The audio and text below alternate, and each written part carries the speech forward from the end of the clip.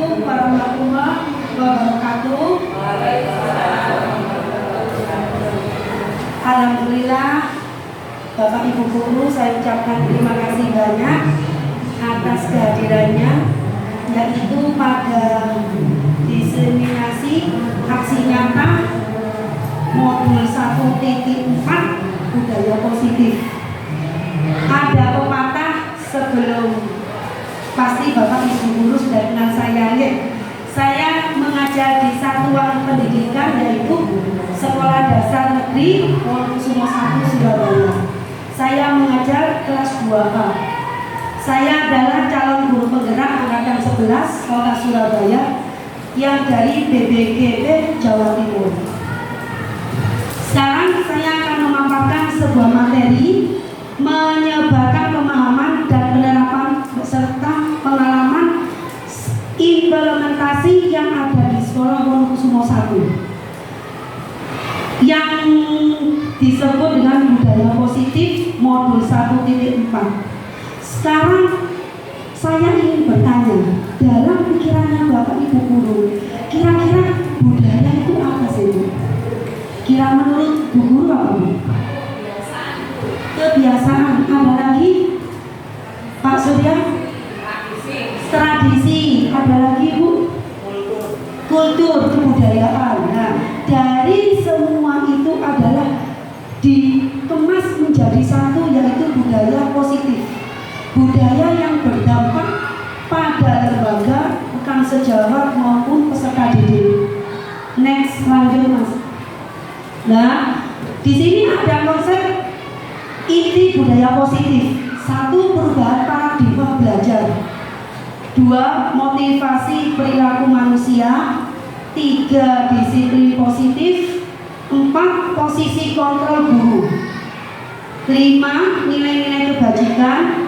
6. Keyakinan kelas. 7. Kebutuhan dasar manusia. 8. Segitiga restitusi. Dalam kemasan 8 ini, saya membuat sebuah rancangan dengan 32 slide. Masing-masing slide akan dibahas per satu persatu. Contoh perubahan paradigma. Lanjut, Mas. Slide ke halaman 3. Apa sih paradigma? Bapak Ibu Guru pasti sudah tidak asing dengan logo yang ada di sebelah, yaitu profil pelajar Pancasila. Profil pelajar Pancasila itu sudah diterbitkan, sudah dibuatkan suatu putusan oleh Menteri Pendidikan bahwa semua kurikulum yang ada di Indonesia itu menggunakan kurikulum merdeka. Maka dari itu semuanya akan mencakup menjadi sebuah profil pelajar Pancasila. Ada bertakwa dan beriman, kebinekaan, mandiri, gotong royong, benaran kritis, serta kreatif. Jadi dalam kemasan tersebut peserta didik harus gimana caranya kita berhamba, artinya berpihak pada murid. Dalam artian yang disebut paradigma yaitu pembelajaran dengan paradigma baru yang dirancang sehingga belajar sesuai kebutuhannya berdasarkan tahap perkembangan sesuai teori psikologi modern yang mewujudkan profil pelajar Pancasila. Di sini ada pembelajaran berdiferensiasi. Selama ini kita hanya berpikir apa sih pelajaran diferensiasi itu? Padahal Bapak Ibu Guru itu sudah melaksanakan, sudah melakukan, akan tetapi tidak disadari. Contoh halnya membuat kelompok kecil, itu sudah pembelajaran diferensiasi. Anak maju secara mandiri itu pembelajaran diferensiasi. Anak belajar literasi sudah belajar diferensiasi. Hanya saja kita tidak tahu apa sih pembelajaran diferensiasi itu. Lanjut, Mas. Yang nomor kedua, miskonsepsi tentang teori kontrol. Di dalam teori kontrol itu ada ilusi mengontrol murid, ilusi bahwa semua penguatan itu positif. Semua yang berhamba, semua yang berpihak pada murid itu berdampak positif bagi siswa. Akan tetapi ilusi bahwa kritis membuat rasa bersalah, mampu menguatkan karakter. Ilusi bahwa orang dewasa berhak memaksa. Di dalam sini akan dikemas bahwa siswa, pernahkah Bapak Ibu guru punya pikiran gini? Adakah siswa-siswinya yang tidak teratur dalam menggunakan atribut? Pasti ada. Namanya manusia itu pasti mempunyai kesalahan. Maka dari itu dengan kesalahan tersebut kita bisa menggunakan teori kontrol, mengontrolkan diri pada peserta didik. Lanjut Mas, slide. Nah di sini ada pengubahan paradigma, stimulus respon ke pendekatan teori kontrol. Ada stimulus respon teori kontrol. Di sini sudah dijelaskan bahwa semua itu bisa berkolaborasi, bisa setiap orang mempunyai gambaran karena setiap peserta didik mempunyai kemampuan dan kompetensi yang berbeda-beda. Contoh si A dan si B tidak akan sama. Jadi semua siswa itu mempunyai kebutuhan dan karakter yang berbeda. Slide lanjut Mas. Nah di sini disiplin positif yang nomor 3. Apa sih disiplin positif itu? Disiplin positif itu berasal dari kata disiplina, artinya belajar. Disiplin mengacu pada disiplin diri yang memiliki tanggung jawab terhadap apa yang dilakukan berdasarkan nilai-nilai yang diyakini. Biasanya di lapangan orang yang sering disiplin itu condong ke anak yang giat, tekun. Pasti pemaparannya seperti itu, okay? Akan tetapi di sini akan dipaparkan disiplin positif merupakan salah satu cara penerapan disiplin yang bertujuan untuk menumbuhkan kesadaran serta memberdayakan murid tanpa imbalan. Jadi kita Ibu memberikan suatu pendidikan, kita jangan berharap suatu penghargaan, karena dengan harga penghargaan itu akan merusak secara tidak langsung karakter siswa, daya pikir karakter siswa. Di sini dijelaskan sebagai pendidik tujuan kita adalah menciptakan murid yang memiliki disiplin sehingga mereka berperilaku mengacu pada nilai-nilai kebajikan universal dan memiliki motivasi intrinsik dalam perubahan. Kita mengarahkan ke arah yang lebih baik. Anak seandainya ada kejadian di kelas si A bertengkar gitu, kita ajak ke arah yang lebih baik, kita beri contoh. Karena ada peraturan, ada di mana peraturan itu ada sekolah ramah anak, tidak boleh ada kekerasan. Kita arahkan ke arah yang lebih baik. Slide langsung Mas, lanjut. Yang nomor 4 adalah nilai-nilai kebajikan. Dalam nilai-nilai kebajikan itu berkaitan dengan profil pelajar Pancasila. Di sini ada nilai contoh, nilai-nilai kebajikan. Profil pelajar Pancasila yaitu beriman dan bertakwa kepada Tuhan Yang Maha Esa dan berakhlak mulia, berkebinekaan global, gotong royong mandiri, serta yang tadi itu. Yang nomor 2, primary years program. Ini adalah suatu toleransi, rasa hormat, integritas mandiri, menghargai, antusias, empati. Empati itu kita sangat peduli, keingintahuan, kreativitas, kerjasama, percaya diri, serta komitmen. Siswa itu diberikan ke arah yang lebih baik serta diarahkan untuk mempunyai suatu komitmen. Kemarin waktu MPLS ada dibuatkan cita-cita serta harapan. Jadi mulai dasar anak itu sudah harus diterapkan mempunyai komitmen, tanggung jawab. Yang nomor 3 adalah keterampilan hidup, life skill. Dalam dapat dipercaya harus lurus hati, mendengar yang aktif, tidak merendahkan orang lain. di sini adalah nilai-nilai kebajikan sesuai dengan teori kontrol. Lanjut Mas. Nah ini nomor 4, kebutuhan dasar manusia. Kebutuhan dasar manusia ini banyak yang diterangkan bahwa kebutuhan manusia itu banyak kebebasan, kesenangan, ya kan? Di sini kita bisa melakukan untuk mendapatkan apa yang kita inginkan.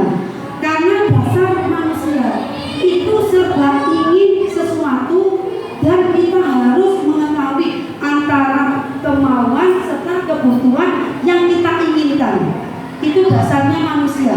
Jadi manusia itu sesuatu itu pasti berlebihan. Keinginannya itu dasar manusia, kebutuhannya manusia.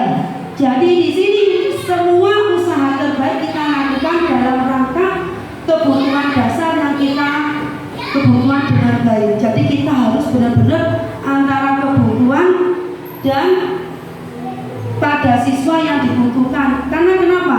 Siswa itu juga diarahkan cara berkebutuhannya. Contoh, si anak punya uang saku sekian bla bla bla bla. Diarahkan, nak, jangan dijajan semua, uangnya ditabung. Suatu saat nanti akan dibuat untuk masa depan. Itu kan suatu arah yang baik untuk kedepannya. Suatu saat kita tidak akan tahu apakah itu pasti uang itu pasti digunakan, tapi kita tidak tahu arahnya kemana uang tersebut. Gitu, oke. Lanjut. Yang nomor 5 adalah kebutuhan dasar manusia, yaitu 1 yang saya jelaskan tadi, 1 pertahanan hidup termasuk makanan, pakaian dan tempat tinggal, keamanan dan kesehatan. 2 kasih sayang dan rasa diterima. Manusia itu perlu kasih sayang, perlu diterima, perlu yang sentuhan hangat. Jadi kita itu sebagai manusia itu normal, kumpul dengan bapak, ibu, laki, perempuan, gender dan gender itu saling berhadapan. Mereka itu punya rasa normal, punya rasa kasih sayang. Yang nomor 3 penguasaan harga diri, keinginan yang dianggap pemimpin. Dalam artian orang itu tidak mau direndahkan, ingin dianggap, oh ini loh saya, oh ini ingin dihargai. Karena kita menghargai seseorang itu pasti, ya kan? Tidak semua orang tidak ingin direndahkan. Itu sudah ada dalam kebutuhan dasar manusia. Kebebasan nomor 4 mandiri. Manusia bisa mencoba dengan hal baru, mampu mengendalikan arah dirinya. Yang nomor 5 kesenangan, bisa bermain, humor, antusias dan tertawa. Orang kalau sudah senang, jangankan ikut tertawa, dilihat dari wajah face-nya itu sudah kelihatan, oh orang ini bahagia. Dari emoji wajahnya sudah kelihatan bahagia. Kalau datangnya sudah cemberut, kalau orangnya sudah cemberut, jangankan orang menyapa, melihatnya saja takut orang itu.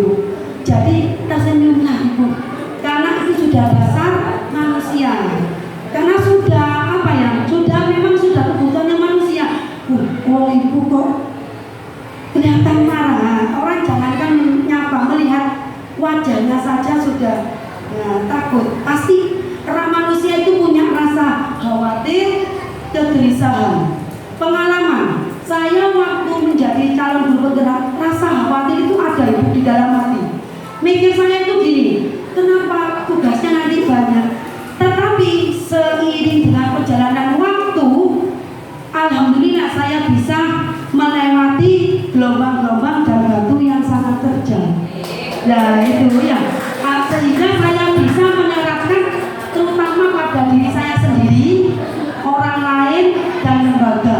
Karena ibu saya masih ingat yang disampaikan oleh Fasil, sesuatu yang saya kerjakan di guru penggerak itu dicatat oleh malaikat. Jadi saya masih ingat seperti itu. Bahkan teman-teman sampai diberi wejangan, berilah sesuatu yang kalian mampu, jangan mempersulit orang, karena kita tidak tahu untuk kedepannya. Lanjut mas, saya lanjut.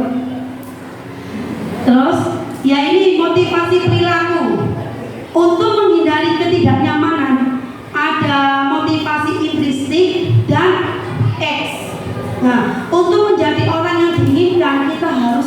menghargai orang lain dengan nilai-nilai yang sangat percaya. Maka dari itu, jika kita menghargai orang lain, pasti orang lain itu akan menghargai diri kita, terutama kita itu menghargai orang lain. Akan tetapi jika kita merendahkan orang lain, kita akan direndahkan sama orang lain. Gitu. Itu namanya dasar perilaku manusia. Lanjut Mas. Nah ini dari perilaku manusia ada beberapa hukuman, konsekuensi dan restitusi. Hukumannya apa? Ini yang berdampak pada siswa. Murid tidak tahu apa yang akan terjadi dan tidak dilibatkan. Ada beberapa siswa, anak itu saja yang tampil, yang satunya nggak diikutkan. Itu anak itu akan punya aku loh mah nggak dipilih. Pasti anak itu pasti mempunyai suatu pikiran seperti itu, yang bersifat satu arah, berupa hukuman fisik atau psikis. Ini tidak boleh karena Surabaya sudah dicanangkan menjadi sekolah ramah anak. Yang konsekuensinya adalah semua terencana harus disepakati sesuai peraturan. Murid tetap dibuat tidak nyaman, sehingga guru selalu memonitor murid. Guru itu sebagai manajer, sebagai agen perubahan. Jadi sesuatu yang ada di dalam kelas itu tergantung gurunya. Jadi guru itu sebagai agen untuk kedepannya. Maka dari itu di sini dibentuk adalah restitusi, segitiga restitusi. Di mana segitiga restitusi itu adalah proses menciptakan kondisi bagi murid untuk memperbaiki sebuah kesalahan. Semua manusia pasti mempunyai kesalahan. Tidak ada manusia yang sempurna. Nah, kedua, proses kolaboratif yang mengajarkan murid untuk mencari solusi sendiri. Siswa jika mempunyai sebuah kesalahan itu harus belajar bertanggung jawab. Contoh, membuang sampah, dia buang sampah sembarangan, diambil, diajari untuk tanggung jawab. Contohnya lagi piket kelas. Waktunya piket kadang siswa berlari-lari. Itu adalah kita mengarahkan untuk piket kelas terlebih dahulu. Diajari mandiri serta tanggung jawab. Karena kelas yang ditempati itu pasti kelasnya sendiri. Lanjut. Slide selanjutnya, posisi kontrol guru. Ada menghukum teman, membuat merasa bersalah, pemantau. Nah, ini yang terakhir adalah guru sebagai manajer. Kebiasaannya guru itu jika ada salah tidak boleh, bukan tidak boleh, kita diarahkan ke arah yang lebih baik. Bukan sifatnya menghukum, apalagi sifatnya yang bersifat fisik. Teman, kadang siswa berkelahi sama temannya tanpa kita sadari jatuh. Bilangnya, Bu, aku ini lah ya. Yang nomor 3, membuat merasa bersalah. Sesuatu tidak tahu, dia akan merasa bersalah. Padahal semua yang sudah diterangkan, semua yang diajarkan dalam buku itu sudah ada.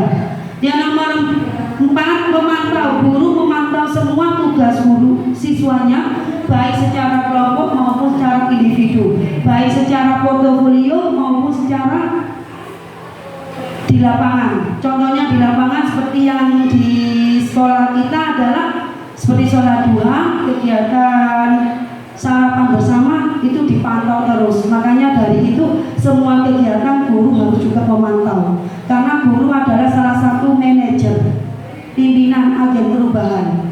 Lanjut, slide untuk selanjutnya yaitu contoh siswa. Nah, ini yang tadi saya sampaikan. Saya waktu itu membuat demonstrasi kontekstual, mengambil siswa dari kelas 5, yaitu namanya Azril. Azril ini tidak memakai atribut lengkap saat upacara. 1. Hormat pada bendera selama 1 jam sebagai hukuman. Membuat merasa bersalah. Berapa kali Bu Guru selalu memberitahu, menasihati bahwa jika tidak melengkapi atribut, kalian akan mendapatkan hukuman secara positif, secara nyaman, tidak menggunakan fisik. Selalu diingatkan bahwa semua atribut itu sudah Bu Guru terapkan, bahwa anak-anak harus menggunakan atribut di sekolah. Atribut sekolah bisa kalian temukan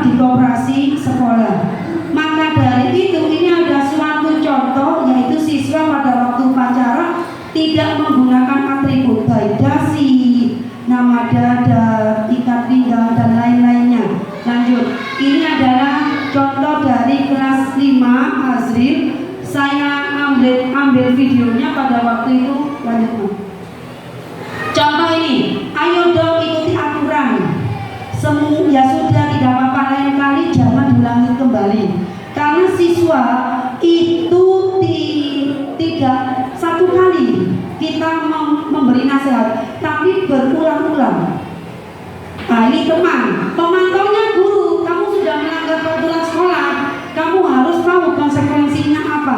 Setelah upacara kamu bisa membeli atribut di koperasi, dan jangan lupa jangan diulangi lagi untuk kesalahan tidak menggunakan atribut. Maka dari itu ibu-ibu, saya memaparkan bahwa setiap para pembina upacara itu tidak intinya untuk selalu menasihati bahwa setiap siswa itu wajib menggunakan atribut sekolah. Karena kenapa? Dengan menggunakan atribut, siswa akan mengetahui identitasnya. Oh ini loh sekolah SD Kusumo 1. Oh ini. Tapi jika siswa tidak menggunakan atribut, kita tidak akan tahu siswanya siapa. Ya, lanjut. Untuk selanjutnya yaitu siswa ini manajer. Apakah kamu tahu kesalahanmu? Kira-kira bagaimana untuk memperbaiki? Yaitu dengan cara melengkapi atribut yang kurang, ataupun kelasnya yang sudah pindah kelas bisa diganti. Itu untuk memperbaiki kesalahannya. Lanjut. Untuk selanjutnya slide. Nah ini posisi kontrol. Apa sih posisi kontrol itu? Siswa, saya kecewa. Saya kecewa sekali dengan kamu karena sudah berulang-ulang kembali siswa tetap melanggar aturan sekolah. Ini yang siswa berdampak pada siswa. Jika guru, berdampaknya banyak. Berdampak apa sih? Karena setiap konsekuensinya itu pasti ada yang dipatuhi, dan ada yang dilanggar. Lanjut. Kamu tidak pernah melakukannya karena manusia itu pasti melakukan, baik kecil maupun besar, tanpa kita sadari. Lanjut. Untuk selanjutnya, apa rencana untuk menyelesaikan masalah ini? Untuk rencana kedepannya, siswa lebih ditekankan lebih aktif. Lebih aktif. Kenapa? Siswa jika diulang satu kali, dia akan terus menerus. Maka dari itu kita sebagai guru, tenaga pendidik harus selalu diarahkan ke arah yang lebih baik. Tidak ada guru itu menjerumuskan. Adanya kita itu harus memberikan pelayanan yang terbaik bagi anak-anak bangsa, karena anak-anak bangsa itu mempunyai masa depan yang lebih cerah, Ibu. Lanjut. Ayolah lakukan demi Bapak Ibu sampai gurunya minta. Ayo lakukan yang terbaik. Lanjut. Kamu tidak pernah mendapat nilai jika tidak mengerjakan tugas. Nah, ayo kamu kerjakan tugasnya. Contoh, sebuah guru pasti ada tugasnya. Loh, kamu gak kerjakan? Iya Bu, saya gak kerjakan. Bahwa sesuatu siswa itu harus, jika ada kesalahan, kamu kalau nggak kerjakan ini nanti nggak punya nilai. Diberikan seperti itu Ibu, karena anak diberi kesalahan sedikit nanti akan terus menerus, selanjutnya nanti akan berpindah ke teman yang lainnya. Lanjut. Slide. Keyakinan kelas ini yang kemarin dipakai pada waktu MPLS, keyakinan kelas maupun pada MPLS hari kedua. Mengapa keyakinan kelas bukan peraturan sekolah? Keyakinan kelas adalah kesepakatan, di mana kesepakatan itu jika dipatuhi dia dapat reward, bukan suatu penghargaan. Motivasi berbentuk semangat. Jika dia bersalah, dia sesuai kesepakatan. Contohnya, siswa tidak menggunakan seragam atribut sekolah, konsekuensinya apa? Itu kalau di sekolah. Kalau di kelas, siswa tidak ikut tiket kelas, konsekuensinya apa? Gitu ya. Jadi semua yang disepakati siswa itu harus dipatuhi. Dan ada beberapa anak yang sering melanggar. Jika dilanggar itu nanti ada konsekuensi.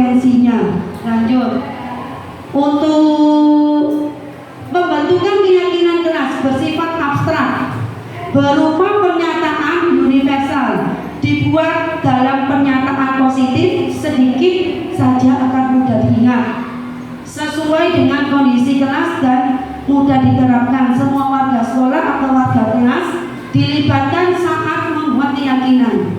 Ini saya buat tanda panah, itu seharusnya ada dokumentasinya. Karena setelah ini untuk diseminasi dari rekan sejawat akan diseminasikan ke peserta didik. Jadi perlu untuk dokumentasi slide yang kosong. Lanjut. Untuk ini segitiga restitusi. Segitiga restitusi adalah sebuah yang dijalankan oleh guru dapat menghasilkan murid yang mandiri serta bertanggung jawab. Segitiga restitusi itu ada 3, yaitu menstabilkan identitas, kedua memvalidasi keyakinan, dan ketiga menanyakan dan keyakinan validasi kebutuhan, ketiga menanyakan keyakinan. Ini namanya segitiga restitusi. Jadi selalu berurutan. Contoh menstabilkan identitas kesalahan anak ditanyakan secara detail, memvalidasi kebutuhannya apa, menanyakan keyakinan kira-kira apa yang kalian perbuat dan apa konsekuensinya. Lanjut. Dan terakhir adalah lanjut mas. Bisa lagi lanjut itu adalah sebuah percakapan antara saya dengan siswa kelas 5 Azril 5E pada waktu itu. Lanjut mas. Karena semua yang saya sampaikan di PPT tersebut sesuai dengan kenyataan real di lapangan dan tidak ada yang disembunyikan karena sesuai dengan apa yang terjadi. Lanjut, slide selanjutnya mas. Nah ini adalah contoh penerapan segitiga restitusi. Pada waktu itu anak saya tanya jawab, mereka ketakutan. Ayo nak, kamu harus punya rasa tanggung jawab bahwa mempunyai kesalahan itu ada konsekuensinya. Mereka ketakutan. Akan tetapi saya terapkan yaitu segitiga restitusi. Mereka mau menjawab apa yang saya tanyakan. Ini ada sebuah video, slide lanjut. Ini ada sebuah video, nanti di slide selanjutnya mas. Penutup, dalam penutup ini saya menerapkan disiplin positif. Hendaknya guru memiliki standar pribadian, profesional dan sosial yang baik. Bagi guru mampu merefleksikan diri dalam posisi kontrol saat ini. Bagaimana berjalan diri sendiri sebagai among menuntun siswa menjadi insan yang mandiri, merdeka dan bertanggung jawab, standar nasional sesuai yang dicanangkan. Maka dari itu saya sebagai untuk manajer, saya harapkan Bapak Ibu guru ada yang mau ditanyakan untuk diseminasi ke depannya. Monggo ada yang mau ditanyakan sebelum saya tutup. Kira-kira ada pertanyaan? Kalau guru memberikan suatu pertanyaan akan membuat jaringan saya semakin luas. Silakan bertanya, mungkin ada yang mau bertanya. Monggo Ibu. Oke.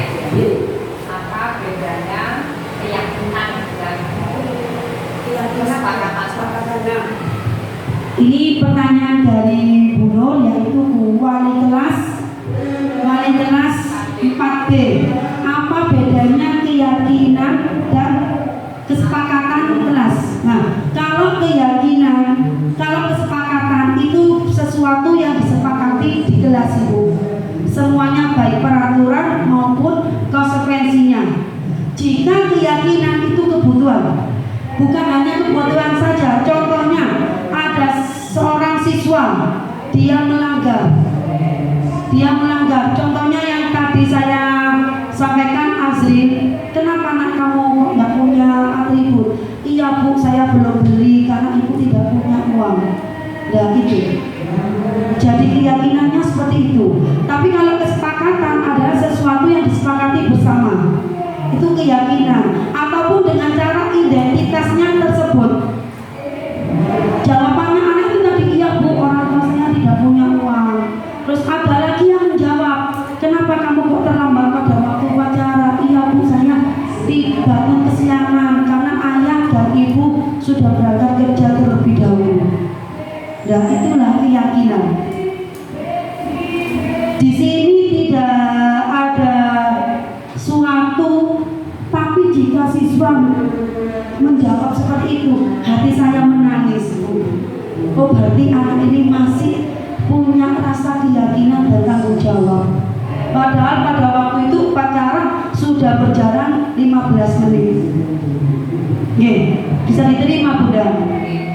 Monggo ada pertanyaan lagi? Sampun. Monggo kan ada pertanyaan? Jika tidak ada, saya akhiri. Untuk selanjutnya saya terima kasih atas diseminasi hari ini yang jamnya agak jam rawan, jam 1 ke atas. Terima kasih atas kehadirannya. Jika ada tutur kata yang salah saya mohon maaf. Kesempurnaan hanya milik Allah. Ini adalah salah satu usaha dan wujud saya sebagai agen perubahan. Saya ucapkan assalamualaikum warahmatullahi wabarakatuh.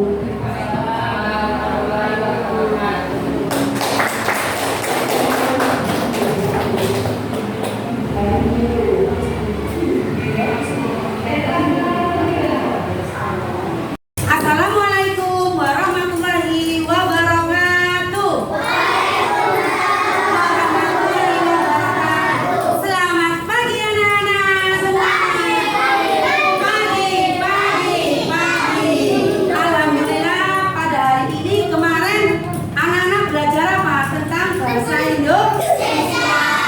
Sekarang Bu Tupria akan membuat suatu kesepakatan, yaitu kesepakatan ke kelas. Anak-anak adalah siswa yang bagus, siswa yang baik, siswa yang semangat. Anak-anak harus bisa menuliskan sebuah kesepakatan yang Bu Pria kasihkan di post-it-nya ini. Satu anak Bu Pria bagikan satu kesepakatan yang kalian pahami di dalam kelas 2A. Paham? Setelah itu setelah kalian tulis, nanti kalian maju satu persatu ditempel di sini. Loh, ini kan nempel. Ya. Loh, Bu Pria ini kok bisa nempel karena di belakangnya sudah ada lem, ada double ticknya. Paham anak-anak? Kira-kira sekarang Bu Pria tanya, Adik Dava. Jadi sekarang Bu Pria mau tanya, sebutkan macam-macam kesepakatan kelas. Apa saja kira-kira yang kalian tahu? Acung tangan dulu, yang tangan kanan dulu. Malin. Tiket kelas 5. Membuang sampah. Siapa lagi? Apa Noni? Membersihkan kelas.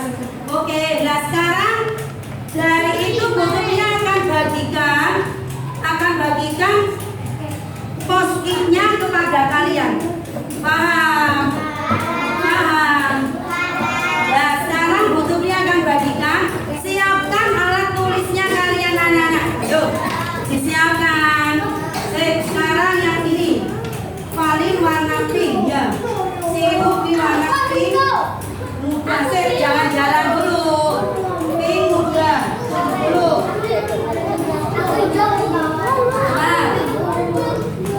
Adrian. Nih. Laki-laki jangan warna pink. Kasih no anak perempuan. Loh, ini oranye. Loh Bu, kok saya mau warna pink? Boleh.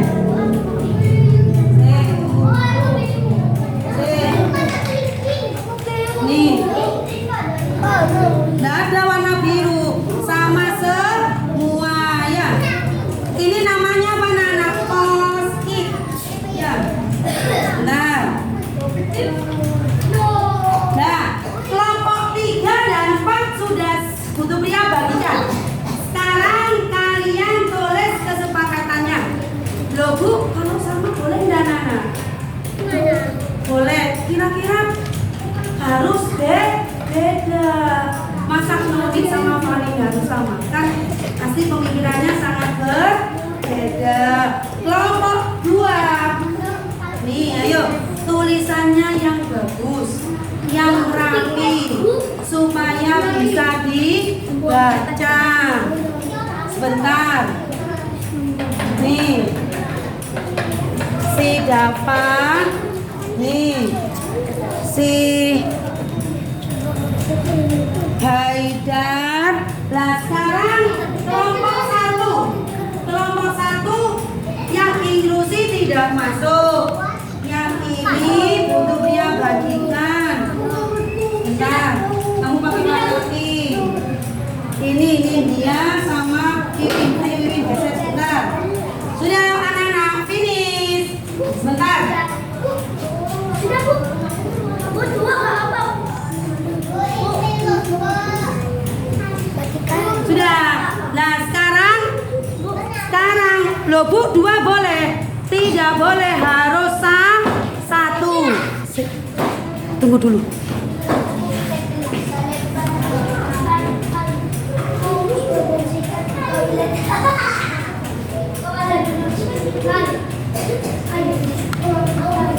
Ayo, silakan dikerjakan. Silakan dikerjakan. Silakan dikerjakan.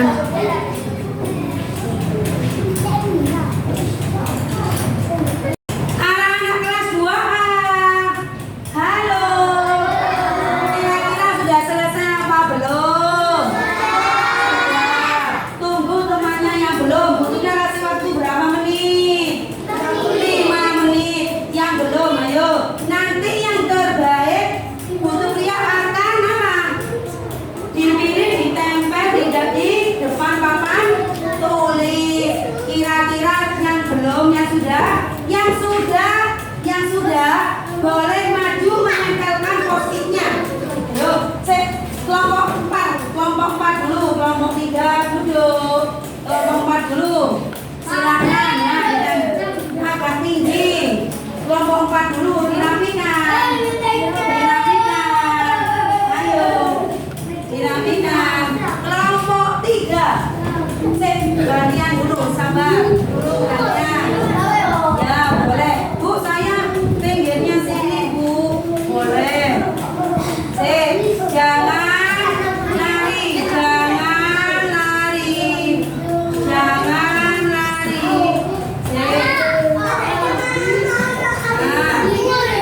Kelompok 3 yang sudah boleh duduk.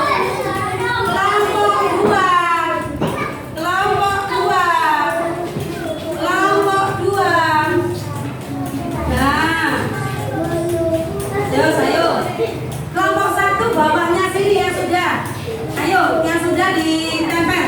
Bawahnya sini nak. Nah, sudah selesai.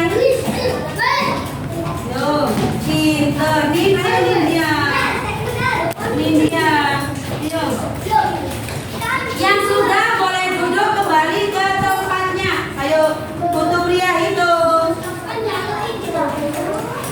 Sudah, ayo. Nih, pinter. Yang sudah, yuk. Haidar sama siapa? Elvino. Yuk ditempel. Dah. Sekarang sudah semuanya nak. Duduk kembali ke tempatnya. Tepuk diam. Aku diam.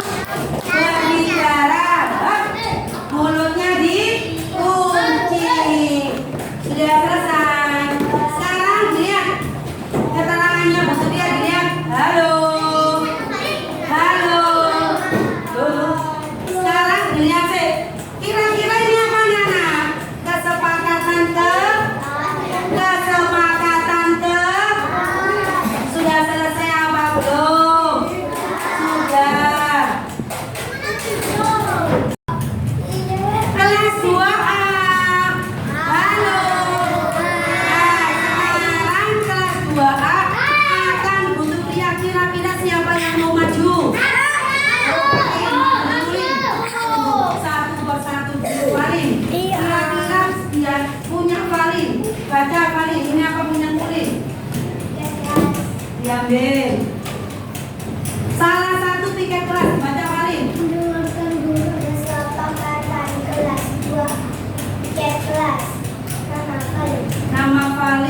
Bener apa salah Nana?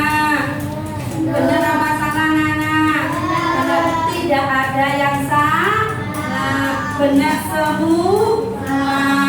Sekarang siapa lagi yang punya Adrian? Yang mana Adrian? Silakan ayo maju Adrian. Adrian maju. Diambil punya Adrian dulu Bima. Punya Adrian diambil. Nah, Adrian maju sini.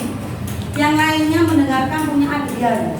Dibaca sini yang keras, nak. Yang keras suaranya yang keras. Kesepakatan kelas. 1. Membuang sampah pada tempatnya.